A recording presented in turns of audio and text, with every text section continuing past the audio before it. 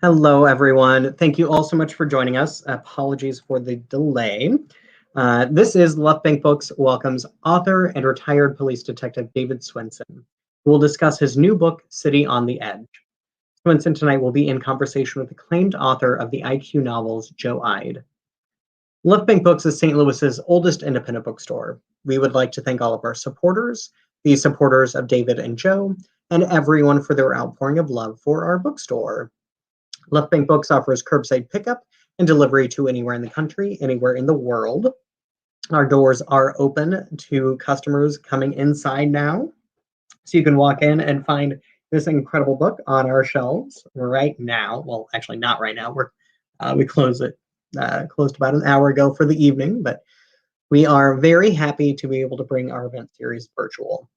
We believe that events are a way to expand your mind and bring in new thoughts to make the world a better place. We hope that you enjoy this event, and we hope that you support Left Bank Books by purchasing a copy for you or for all of your friends at left-bank.com. Purchasing a copy of the book from Left Bank Books allows us to keep our bookstore and staff operating, and it allows us to keep this event series going. So thank you for your support. I am Shane Mullen. I'm the events coordinator for Left Bank Books. I help produce our hundreds of author events each year with a fantastic team here in St. Louis. We will be taking questions from you, the audience, towards the end of the hour. So you can type your questions as a comment at any point in time, and we will get to those at the end. And be sure to follow Left Bank Books on Facebook and YouTube to be notified about all of our fantastic virtual events. Our June calendar is packed with incredible events for readers of all ages. Now, about tonight's book, City on the Edge. An American teen living abroad discovers the truth about himself and his family in this thrilling novel from one of the best dialogue hounds in the business, according to the New York Times Book Review. In the wake of a baffling tragedy, 13-year-old Graham moves with his family to Beirut, Lebanon, a city on the edge of the sea and cataclysmic violence. Inquisitive and restless by nature, Graham suspects his State Department father is a CIA operative, and that their family's fragile domesticity is merely a front for American efforts along the nearby Israeli border. Over the course of 1 year, 1972, Graham's life will utterly change. 2 men are murdered, his parents' marriage disintegrates, and Graham, along with his 2 expat friends, run afoul of forces they cannot understand. The City on the Edge is elegiac, atmospheric, and utterly authentic. It's the story of innocence caught within the American net of espionage, of the Lebanese transformed by such interference, of the children who ran dangerously beside the turning wheel of history. One part Stephen King's The Body, and another John le Carre's A Perfect Spy. It's a transformative crime story told with heart and genuine experience. A deadly pleasure book to look forward to in 2021. Ryan Gaddis, the author of Safe, says, Swinson offers the reader a deeply felt coming-of-age novel set against a background of powerful authenticity. This is not to be missed. Oh, I'm sorry, that was from Publishers Weekly. Ryan Gaddis, the author of Safe, says, it's a brave novel, one with no easy outs and an ending that feels both raw and true. And now about tonight's speakers. David Swinson grew up in Washington, D.C., Beirut, Mexico City, and Stockholm, the son of a Foreign Service officer. He is a retired police detective from the Metropolitan Police Department in Washington, D.C., having been assigned to major crimes. Swinson is the author of The Second Girl, Crime Song, and Trigger. He lives with his wife and daughter in Northern Virginia. And tonight, David will be in conversation with Joe Ide. Joe is of Japanese-American descent. Growing up in South Central Los Angeles, Joe's favorite books were the Conan Doyle Sherlock Holmes series. The idea that a person could face the world and vanquish his enemies with just his intelligence fascinated him. Joe went on to earn a graduate degree and had several careers before writing his debut novel, IQ, inspired by his early experiences and his love of Sherlock Holmes. Joe lives in Santa Monica, California. And now, without further ado, I would love to welcome David Swinson and Joe Ide for Left Bank Books. If you could please help me in giving them a giant round of applause wherever you are so that they can hear you wherever they are. Hello. Thank you very Hello. much. Thank you. What's up, David? Hey, Joe. Good to see you. It's been a few years. It's because, do you remember this? Oh my gosh, yeah, I got that for you in DC. Yeah. It says Metropolitan Police, Washington, D.C. It's from the Fraternal Order of possession, Police. David. Oh, thank you. So, City on the Edge is a coming-of-age novel. 12-year-old American boy set in Beirut, mid-50s, Lebanon War, Nixon's president. It's a hell of a backdrop. And the story of the boy and the family is so intimate, it made me wonder, is this, in at least part, your story? A lot of people ask that, and it's based on experiences. I did experience a lot of what is in the novel. Not a murder, certainly not a murder or murders, but I was there during, before and during, the outbreak of, the beginning of the Civil War. So I did see the bombings and, hear the shootings and all that. So in that respect, it is a little bit, but it's not semi-autobiographical. I mean, the family is fiction. Yeah. And certainly the story is very fiction, but some of the circumstances did actually happen. It's a great place and time to set a story. Graham, the 12-year-old boy, he's a great character. He is incredibly curious. He doesn't weigh the pros and cons of doing something risky. He just thinks up reasons to do it. And even if there is going to be trouble, he does it anyway. Yeah, he's a great character. Thanks. I mean, didn't we all at that age? I know you certainly did. It's true. You're freezing up.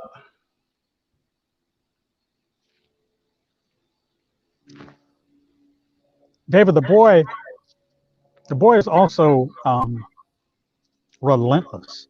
I mean, if he wants to know something, he's absolutely determined, absolutely dogged. Were you like that as a police detective? Oh, certainly. Yeah. Yeah. I mean, I've always been a perfectionist. And so, I'd put in, more than 12-hour days, sometimes 16-hour days. Sometimes I didn't even come home at all. But right. I think that's what made me a good detective. Was I was very dogged, and I really didn't give up. I didn't solve every single case, obviously, but sure. I really cared about it. And being on the police department really, I wanted to be a writer ever since I was a kid, and being on a police department really, honed my skills as a writer. So it's it's told from the point of view of someone who is like that. I mean, it's so inside the kid's head with that need to know, that it's like being in your head. So I'm not surprised to hear you were that way when you were a detective. Well, we certainly know each other. We've had a few drinks together, so I've been inside your head and you've been inside my head. I've actually interrogated and interviewed you. I've interviewed and interrogated you without you even knowing it. Yeah, I thought I heard something. I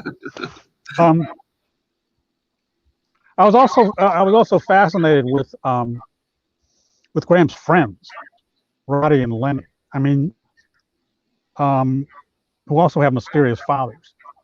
But the interplay between them is like spot on. That's the way 12-year-old boys talk, and the subjects are the kinds of things that they talk about. They they're so true in terms of their naivete and their limited view of the world and their far-fetched aspirations. And the way they talk, man, that's spot on, David. Thank you. Did you have friends like Lenny and Roddy? I had a friend there that was like one of them. You know, I don't remember all of our conversations, but I mean, that certainly was dialogue from the 70s. And I never forgot, you know, certain things, you know, about the 70s, especially when a kid would go stateside, you know, and then come back with all these candies and, you know, like Tootsie Rolls and all these kind of things that you can't get in Beirut.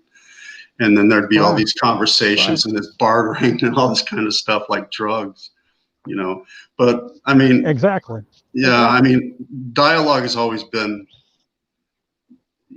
you know, my thing, you know, and I learned. It's a strong suit, David. Yeah. Thank you. Yeah. It comes a lot from, you know, being a part of interviewing people through the Department of Justice, you know, and being a part of a lot of interrogations. Certainly not 12-year-old kids, stuff like that. But I think. Well, it really dialogue. Go ahead. No, go ahead. I talked over you.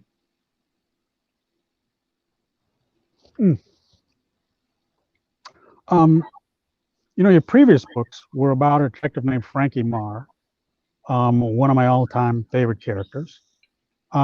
Why the switch, David? It's a pretty abrupt switch from hardcore detective, and he has some serious problems, to a coming-of-age novel. It wasn't. What caused the shift? It wasn't anything. City on the Edge was a book I've always wanted to write. I mean, since my 20s. But it always sucked. Every version of it just really sucked. And you know, when I finished the trilogy, you know, the Frank Marr trilogy, it's not like I wanted a departure. It's just that I really felt the book at that time and wanted to write it. And fortunately, you know, we both have a very extraordinary editor, and he said, "Yeah, it sounds really good. Write it." You do? Yeah. Huh? Who? Good for him. Yeah, Josh Kendall. And he that guy. Yeah, that guy, that punk. But fortunately, he loved the first draft, and you know, I mean, I was lucky. I thought he was going to throw it against the wall and say, "This really sucks," you know. Forget this. Right, go back to Frank Marr. No, he wasn't going to do that. He wasn't going to do that. No, he's not that bad. Well, this is something you wanted to write for a long time. Oh yeah, yeah. I've wanted to be a writer since I was 17 years old, and Beirut has always been been there. You know, the whole Beirut story. You know, and then when I became a detective, obviously, and got involved in crime fiction, I wanted to have that element and not lose that element. I had no idea there'd be comparisons, you know, in reviews to spy, right, thriller, and you know, all that. I just thought it was good coming of age mystery, you know, simple. I don't know about simple. Why Beirut? There are a lot of war-torn places. Beirut is particularly fascinating, but why Beirut? Because I lived there for 4 years, and I know the 70s. Yeah, I grew up there. I was a teen there, and so I'm a writer that writes based on experience, you know. So I didn't want to do a lot. So this is your story. This is your story, at least in part. No. I mean, I didn't experience. Because, no, I mean the portrait of Beirut is really is really atmospheric. Yeah, I mean, you really feel like you're there. Go ahead. Yeah, that is Beirut in the 70s. It's changed now. It's gone through a lot of changes. It's still beautiful. I mean, they've rebuilt. You know, and they've rebuilt several times. It's been war torn for, you know, quite a long time. But forever. I want to go back. But no, I didn't go back to research. I didn't do any of that because I wanted to remember through photographs and through my yearbooks and stuff like that. You know what Beirut in that time was. So it's just really memory. It's a very interesting portrait of the people too, because of course, their cultural point of view is entirely different. I was particularly drawn to the Pigeon Man. I thought he was a fascinating guy and surprising in many ways. Mm-hmm. Yeah, he actually, I confess, was I probably was, because he was old then, a real character. There really was a Pigeon Man on the hill. And he always fascinated me, the way he had that long bamboo pole with a little white flag on it, and he would swirl the flag and order his pigeons. Not even order, the pigeons would circle and circle. Then he'd bring them back down into their I don't know what they call those cages. But he was both very. You know, it's those kinds of very emotional. Go ahead, David. I'm sorry. No, I'm saying he was very haunting figure. He was someone you stayed away from, because he did chase you away from the hill. But he was also very intriguing. We'd watch him from the balcony and with binoculars, and he was just like the type of guy, like sort of like what I try to do was sort of like what's his name, To Kill a Mockingbird. I've read it 20 times and I'm gelling on the name. The guy who hid all the stuff in the tree trunks. Me too. Huh? Right. Boo Radley, thank you very much. Because,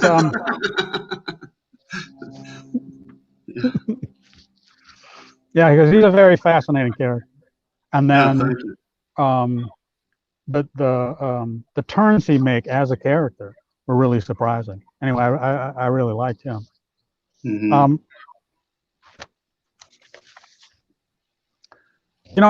Graham reminded me of myself and everybody else I knew at that age. You can't really articulate what you want, but what you want to know is, what the fuck is going on? Like, everything's a secret. Nobody tells you shit.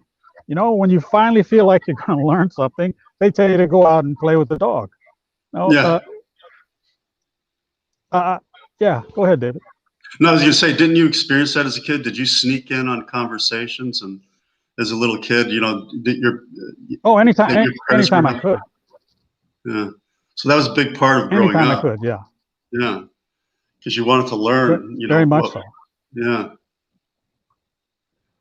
I mean, what were some of your... Everything was so mysterious. I mean, what were some of your...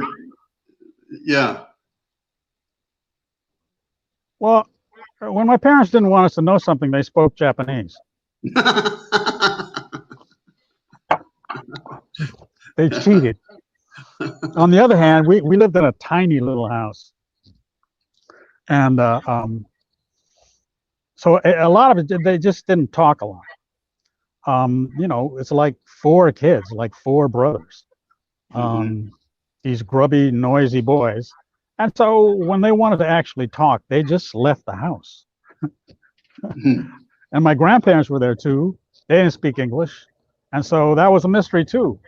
But I was always, I couldn't, articulate it at the time, but I was just sort of confused that, adults did things and they seemed so random, and mysterious.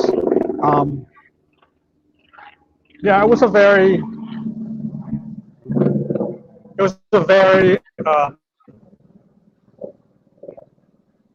confusing time in your life, that age, Yeah. Where you have a little bit of knowledge, but not enough to understand anything. Mm-hmm. Well, weren't you also, similar to Graham, in that you were like, you were sneaking around South Central, places you shouldn't have been? Is that true? This is true. Yeah. So you got yourself in some dangerous situations.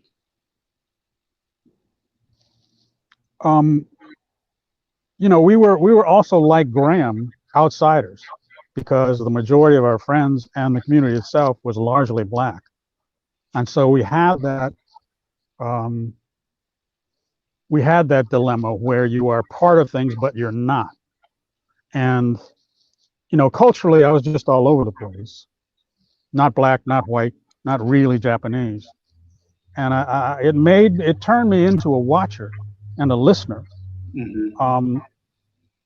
The kid on the fringe is never in the mix, but it served me well as a writer. I've always been a watcher and a listener, as are you. You came by it through a different route, but you watch and listen.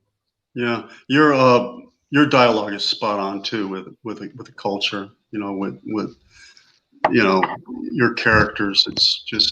It's brilliant. And I don't know how you sustained it throughout all the frickin' books you've written. Which I just want a little piece of you. To get a shot. So I can. I'm having a hard time writing a You're book doing a year. okay, David. You write just fine. You write just fine, dude. No, I appreciate that. You don't need any help from me. I'd like to be able to get I go on, David. No, go on. I keep stepping over you. I think it's the mute thing. I should probably mute when you're talking. No, the sound is sort of dodgy. I think that's my end. I thought that the title "City on the Edge" referred to both Beirut at that time, as well as Graham's family. The dynamics are nearly universal, but the same time they're very specific. Graham's father was a very kindly man, but secretive and aloof. Mother tired of being dragged all over the world because of his job, and the family is starting to tip over the edge, just like the city. Was that intentional? I think that wrote itself. That how a story will. I knew where I was going. And I just wanted it to be Graham's story, and then with the family is a family falling apart, definitely. But and I didn't think that I really wrote it that strong. I thought that I should have put more into the disintegration of the family, but I didn't want to overdo it. But that was not having them on the. I had no comparison between them, city on the edge, and then the family, on the edge. But I always wanted the family to be falling apart. Just add to the. Yeah, it's fascinating, and again, universal, how they do fall apart. And the issues are things that lots of people like me know about. Yeah. So it was emotional reading. It was a very emotional experience. Really? Well, it's good to hear that it resonates, all across the board. Interestingly enough, the copy editor, at Little Brown, grew up in an American community school atmosphere, but I think in a different country, and so he was very familiar with, that, how kids grow up in that American community school. I didn't just have American friends. I had, a couple Lebanese friends. I had French friends, and I had friends from Africa. A family, and the building we lived in, which I hope still stands. That's why I'd like to go back there. Was right next to a Druze village, a Christian village, but it was owned by Muslims, and they had all kinds of families living there. It was very diverse, So I mean, that's what I loved about Beirut, is it was so diverse. It wasn't, even the school was not all like embassy kids, government kids. There were oil kids. There were like corporate kids, kids from all families all across the board, and people that actually grew up and lived in Lebanon for life, still there, I think. That kind of stuff sticks with you. It does. There's kind of a sneaky thriller that's woven throughout the coming of age story. sneaky in this sense. It begins with Graham witnessing a crime, but the consequences of witnessing that crime, you don't see them coming until they happen. And then the reach of the murder spreads into very dark corners of the city. And, we get involved with some very dangerous people. It was an interesting contrast, David, coming of age, and then this thriller that kind of sneaks up on you. I was nothing like The Body by Stephen King, which is, the movie Stand By Me, but I was highly influenced by The Body. And I always knew that I wanted Graham to see a body. I don't mean to laugh like that. I mean, it was, just to witness a murder and actually see, because as a detective, you always remember your first body. As a police officer, you always remember your first body. And that was his first body. And that's what I liked about The Body by Stephen King. I would have named this The Body, if it wasn't already taken. Was how he built up suspense, incredible suspense, with just these kids going to see a dead body. Yes. And there was all this the railroad track scene, for instance, and all this stuff going on. So, I mean, I was incredibly influenced by that. And so there were all these scenes, these adventure scenes going on, after the murder, and after the murder, and things like that. But the murder was always, central. Like they had, do we tell our parents? We can't tell our parents, because then we admit we broke curfew. We're not supposed to be outside, and it was so easy to break curfew because our parents were never there, and we had a nanny. But it was easy to escape her, And so there was actually a nanny. No, there was actually a nanny. Like in the book. Yeah, like in the book. The dead body thing. The first time I saw a dead body, I was about Graham's age, and this guy had been shot. And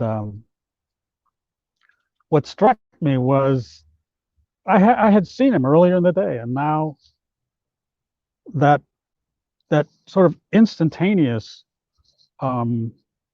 destruction that a bullet could do. He was there, and now he's not there. He was a person, and now he's just a lump of flesh and blood. That really impacted me. Not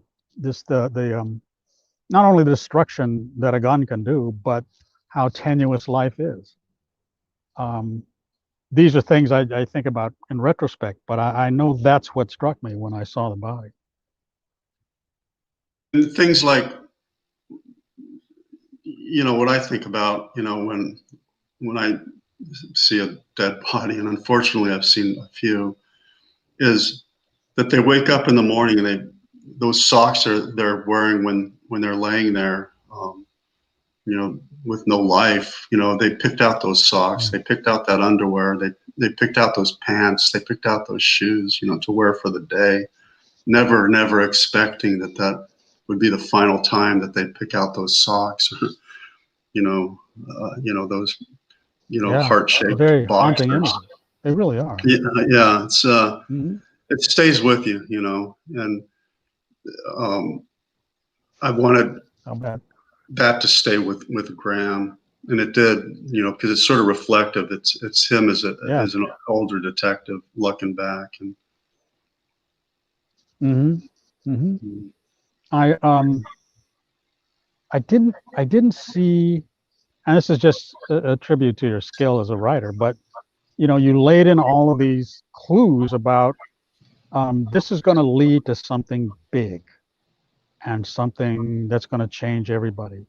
But I didn't realize until we got there, and I think that's one of the reasons why it's an effective thriller. That, if you had picked up on all those little things, you could see that this was leading to trouble that was bigger, way bigger than Graham. And I thought it was very successful that way, David. Thank you. I really did. Thanks. Yeah, I didn't really You think bet. that it would. It sort of wrote itself.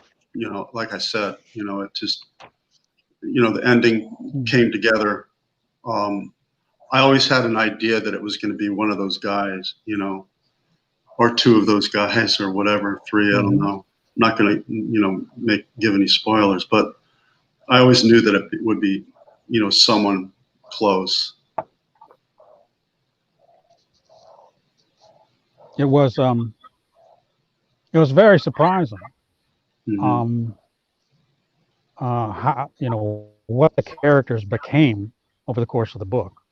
You know, Mm-hmm. they weren't what they seemed to be, Yeah. and the third act, so to speak, is really effective and jarring. Thank you. You bet, David. No spoilers here, but you know, this Graham's gradual coming of age, you know, is a kind of slow introduction to the adult world. And toward the end of the book, it comes to a very stark line, you know, where he can enter the world, the adult world, with all its dangers and complications, or he could literally retreat. And was there a time in your life where you kind of went, you know, if this is being an adult, I don't like it? I think I actually,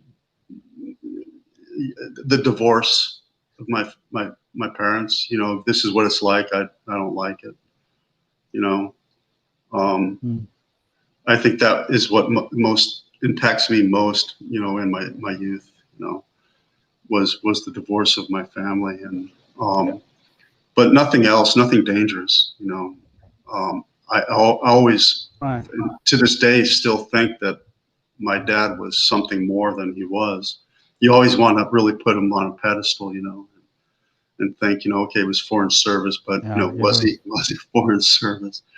You know, in these countries that are always like war torn and fallen. You know, his next assignment was in Saigon, and Saigon fell. Really? Yeah, 77. Yeah, so I mean, well, it wasn't his fault. I don't know. No, of course not. No, but he was there. Yeah, he was one of the last men out. I actually met the last man out. I go to these dinners here in DC. Well, yeah, according to him, he was the last man out. I go to these dinners called the Dan Moldea biannual dinners, and take place in DC, and it's like, geez, like 150 people. Everyone from Mark Olshaker, you know, Mindhunter, to, I mean, Pulitzer Prize winners, to, you know, these guys from NSA and, you know, writing books and all this kind of stuff are there. And I met this guy from a certain agency, you know, who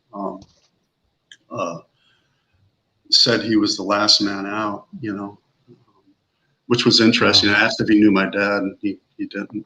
Yeah. And they're about the same age. No, he was actually probably younger.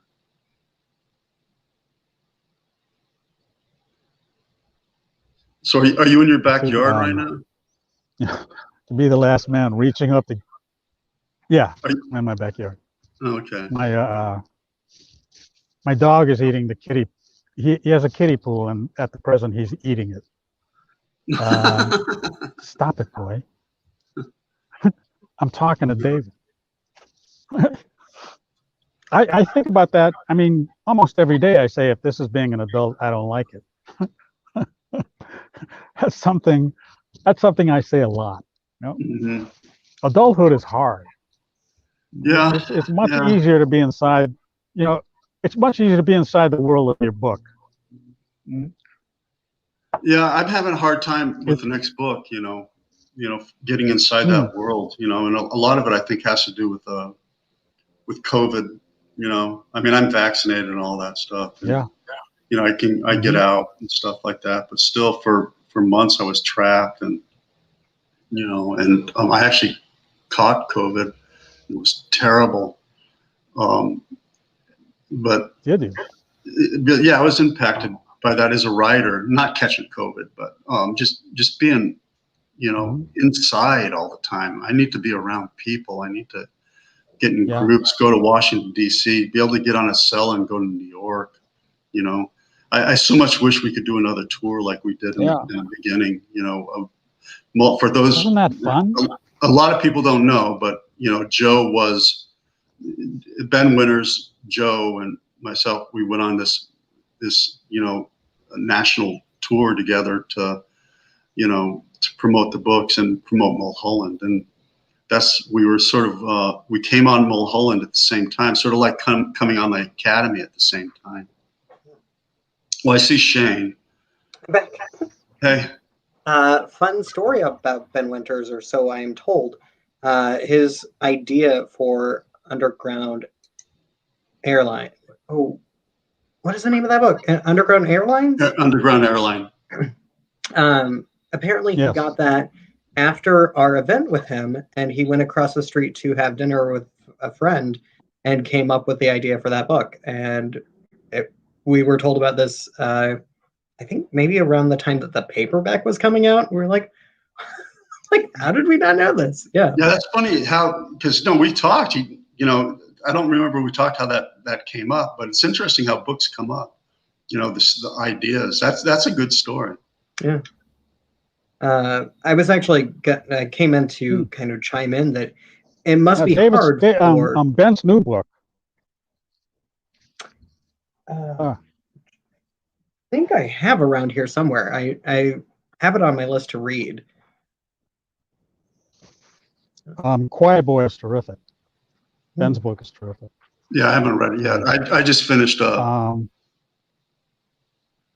I'm sorry. I just finished a long while ago. I don't really read while I'm writing, but I read two books that I really loved. One was Ryan Gaddis's The System. I don't know if you read that yet, but it takes place in your neighborhood, East Long Beach, so sort of close to you. And man, he nailed it. He just with the procedural stuff. He nailed it. Yeah. And the other one is I really enjoyed with Jonathan Ames, A Man Named Doll, which is a small, very small book.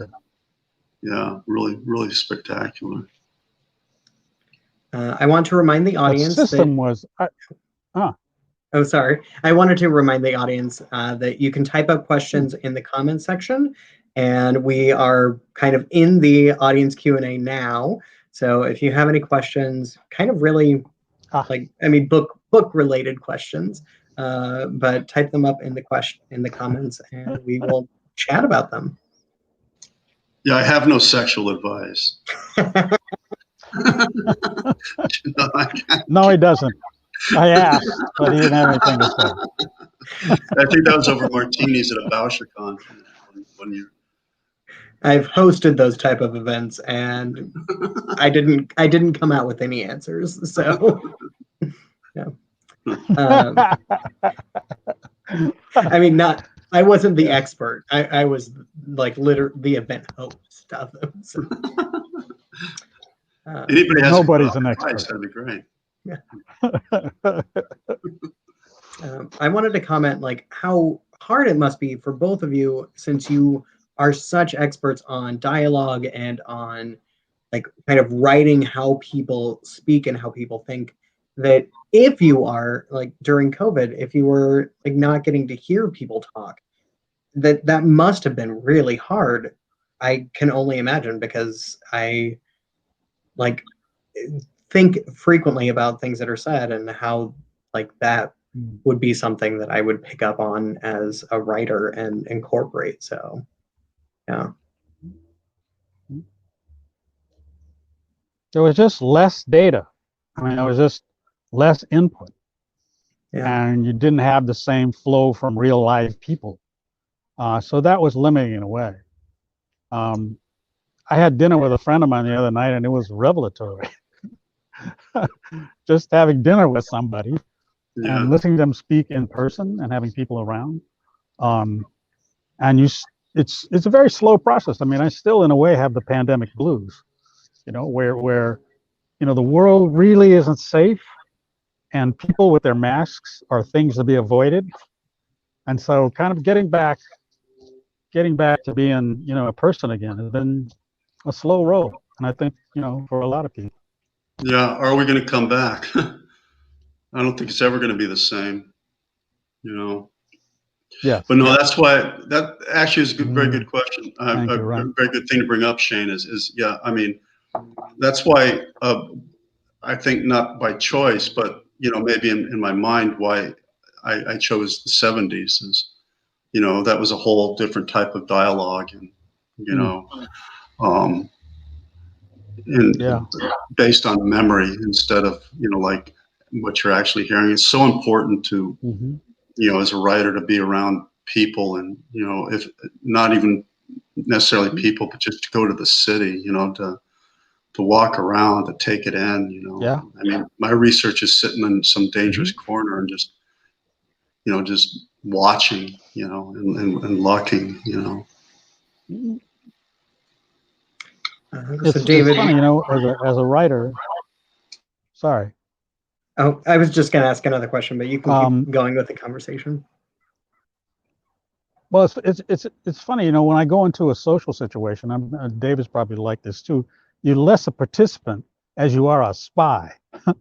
You're really trying to pick up details about, why people are behaving the way they're behaving, and who's the drunk, and who's the wallflower, and boasting, and who has a hidden agenda.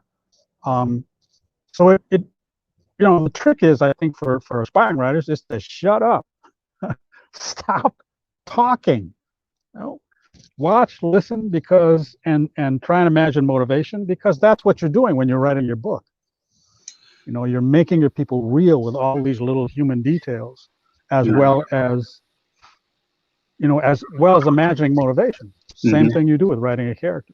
I always looked for those people with a hidden agenda, because they were pretty obvious to me, in certain situations. I walk my dog about the same time every day, and a woman comes out of her house, and I know she was waiting for me because she's moving a little too quick, and she looks a little too eager. So we converge on the sidewalk, and she immediately starts telling me about her trip to India. She ate street food, didn't get sick, and she, went to the temple with all the rats and took a raft up the Ganges. And I'm listening to her, but I'm thinking, she's not telling me about India. She's telling me I'm a risk taker. I'm adventurous. I'm not just some rich lady lying around in my house. I'm out there doing things. And because I know that, I can write about it. And that's what David and I do. We think about those things. We think about what people are really saying and what their hidden agendas are. So, David, we know that kind of Sherlock is to Joe like a big influence. I'm wondering if you had those influences in your early days as a writer, or even earlier in your early days as a reader. My early days, it was obviously, Conan O'Brien, Conan Conan O'Brien. Yeah, he's that old. No, he's a great influence. I'll give you that. Graham Greene, Jean Le Carré. Maj Showald, Per Wachlu. I was very influenced by the Martin Beck series, the whole 10-book series. That introduced me in, before I was a cop, into police procedurals, and how they would use the city of Stockholm as a backdrop, a character, itself, but my go-to book whenever I need inspiration has always been To Kill a Mockingbird. I've read it, a dozen times. So yeah, those are my influences, my major ones. So as we know who Joe's major influence is. I think. Later on, it became Elmore Leonard and Walter Mosley. Oh, I love Walter. I wanted to write the kind of books that, I want to write the kind of books that they wrote. And Walter Mosley, he was writing about my neighborhood and the people that I knew. And he sort of gave me a permission to write IQ. I figured, like, if he could find an audience, maybe I could too. Because that was my biggest sort of insecurity. Who wants to read, a novel about East Long Beach? And see, You know, it didn't seem particularly fruitful. But you know, Walter gave me permission, and I'll always be grateful to him. Yeah, I recently had a conversation with Walter on basically the writing life, and it was really me just shutting up and listening, you know, and because he's not only a character, he just really knows that writing life, and you know, I learned so much from him about, you know, like, you know, the writing process, you know, by talking to him or listening to him. He's so erudite. Yeah. He's the only guy I ever know who could go to a black tie event in a fedora, a t-shirt, and a sport coat. Yeah. And it's wasn't cool. wearing the fedora. Fun, you know, because he's Walter Mosley. Yeah. Oddly enough, when we were doing the conversation, he was not wearing the fedora. Wow. Which was weird. Had someone taken it from him? I don't know. Maybe he dropped it on the way to the. I don't know. The only times I've seen him, he's wearing it. Yeah. Yeah. All right. My final question for both of you. So I love to ask crime writers, when you're writing, do you impose boundaries upon yourself, especially with relation to crime? So certain crime authors have like kind of like the crime won't appear on the page, like it's very much an off page type of situation, and so they have very strict boundaries about what can happen on their pages.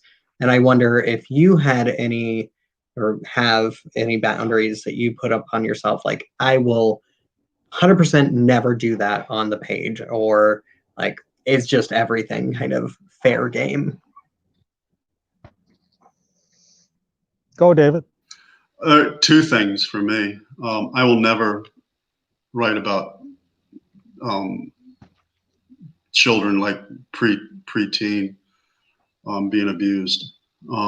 That's just a thing, you know, because I was so, you know, I could not even be a part of that. I got caught up in certain investigations involving that, and I did not want to be there. And secondly, I will never ever write about any actual investigation or victim, or you know, that something that actually occurred. You know, I won't even, you know, like it's different with City on the Edge. I mean, you know, that the crime never occurred. The crimes never occurred, but certainly family life, you know, things that I witnessed, you know, like the bombings and stuff like that, that occurred. And certainly I've witnessed shootings, and I've seen people that die, and you know, so those type of experiences, yeah, you know, but it's not based on anything real. I mean, that actually occurred. I won't go there.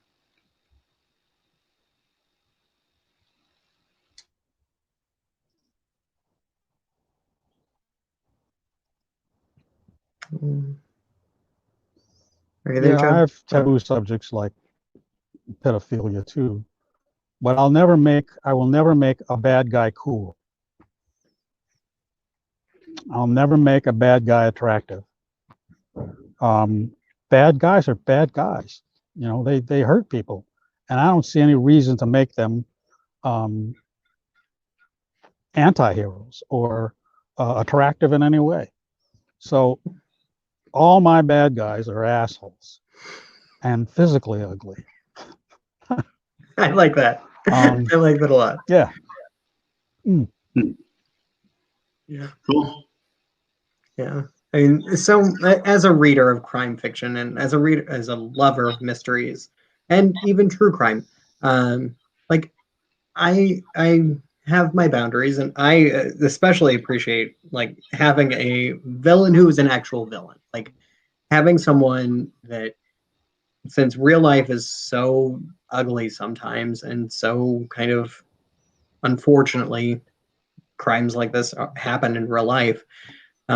It's really nice to have an escape where even if you're reading about fictionalized crime, having that kind of resolution at the end, and having that like the bad guy getting it and like not getting away with the not getting away with it. Like that to me has been very fulfilling in the past year. I've been Yeah, devouring mysteries in the pandemic. I agree. I don't like bad guys to get away with it. Yeah. I like them to get caught, to get nailed to the wall. You know. It's why it's one of the reasons why people read crime fiction. Mhm. Is that the bad guys get it in the end. There's justice in the world. Yeah. Yep. There's actually very little of it, but in a crime novel, justice prevails. There is justice. There's the character has some control over his world. It's I love the genre because through it you can write about anything. Exactly. I mean that's a good point. There are some conventions, but within those conventions you can write about anything you want. Yeah. I mean that's why I like To Kill a Mockingbird so much, is because it's a genre. It's like every genre. It's crime. It's court drama. It's drama. It's coming of age. It's everything before all those genres hit us. But you can, in crime fiction, you can. I believe in literary crime fiction. I really think you can touch on a lot of really important issues. And Ryan Gaddis did that in The System. That's Le Carré. Le Carré walked that line between literature and genre. You do that in IQ. And it's something I always really admired about him, how literary he was, and yet no, I don't do that. Yeah, you do. So does Ben Winters. I'm not a literary guy. Yeah, well, Ben Winters does. Yeah. Ben Winters writes about ideas. That's true. Yeah. That's true. I'm just looking to have fun. All right. Well, I want to thank both of you. I mean, if there is some kind of social commentary. Oh, okay. Sorry. Oh no, go ahead. Yeah. We're waiting. Oh well, if there's some social commentary in my book, it's because it's almost an accident. I have an opportunity, sort of a nexus between character and story. If I see something to write about that's not silly, I'll take it. But I don't set out with some higher aspirations. All right. Well, I want to thank both of you so much for participating in this event. David, thank you so much for writing this book. It is available for sale at left-bank.com. And I did share a link for the event page, which has all of your books, David, all of your books, Joe, because if you have not yet read Joe's books in the IQ series, the 5th book just came out in February, right? Yeah, I think February was when your last book came out, Joe. Yeah. So all of those books are listed on the event page. You can buy them all at Left Bank Books, and we would love to have your support. Audience, thank you so much for coming tonight. We hope to see you again really soon. Be sure to check out our event calendar. Bye. Have a good night. Thank you. See you, David.